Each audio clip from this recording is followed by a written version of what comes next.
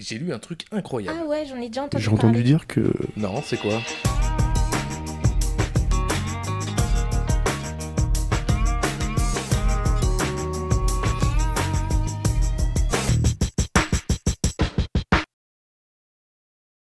Christophe Dequitte, bonjour. Bonjour Jean-Paul. À l'occasion de la rédaction de votre ouvrage, c'était vraiment un best-seller qui s'appelle Le Tour du monde des moissons, vous avez rencontré un Chinois qui a décidé d'investir en France, notamment par l'achat de terres. On en a beaucoup parlé dans les médias. Il a aujourd'hui déposé le bilan.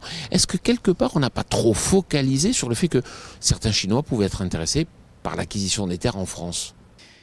Jean-Paul, c'est assez simple. J'ai eu l'immense chance, effectivement, et le privilège de rencontrer Keken Hu, donc à Pékin, et qui effectivement était à la recherche de terres en France, après avoir acheté à peu près 2000-2500 hectares en France. Il les avait déjà achetés.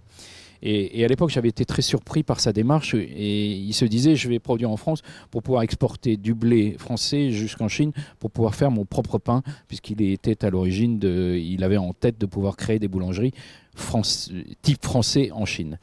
Et tout de suite, je me suis dit, ça va pas le faire, quoi. Ça va pas le faire. Et d'ailleurs, ça l'a tellement pas fait, c'est qu'il a déposé le bilan. Et à ma connaissance, c'était le seul Chinois sur les terres agricoles. On parle bien terres arabes agricoles pour faire des productions végétales. Je ne parle pas des vignes. Je vous parle uniquement des terres où aller acheter des élevages.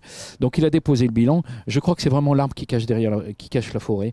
Simplement, il ne faut pas craindre qu'ils viennent. Ils vont faire un retour là-dessus, où ils viendront faire des opérations immobilières, puisque le prix des terres n'est pas cher en France. Par contre, il y a pour moi quelque chose de beaucoup plus important, ce qui se passe, ce sont les terres allouées et les terres faites à façon.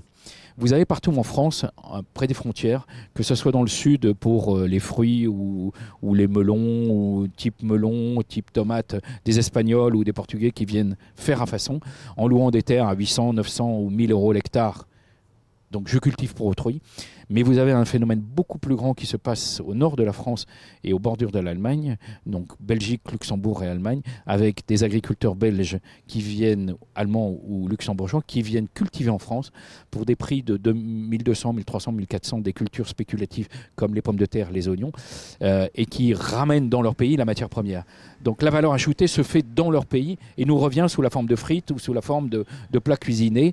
J'en veux pour preuve cet agriculteur belge qui a 20 hectares de pommes de terre chez lui et qui en cultive plus de 1500 en France.